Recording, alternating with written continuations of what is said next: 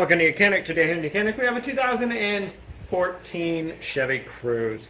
And we're going to show you how to disconnect your negative battery cable in case you're doing any work on the engine and anywhere where you're going to ground out electrical, or it's not always a bad idea to just disconnect it when you're doing anything in the engine bay so that things don't turn on and cause problems and potentially hurt yourself.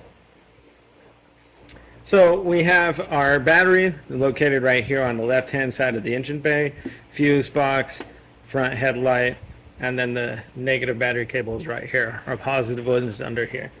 So we just need a 10mm socket or wrench to put on here and loosen up this connector. We've got movement out of it, so now we'll be able to remove that battery cable and set that off, and then we'll be able to do other work on the vehicle and not cause any problems or shorts on the vehicle. Thanks for watching YOUCANIC, where you can be the mechanic.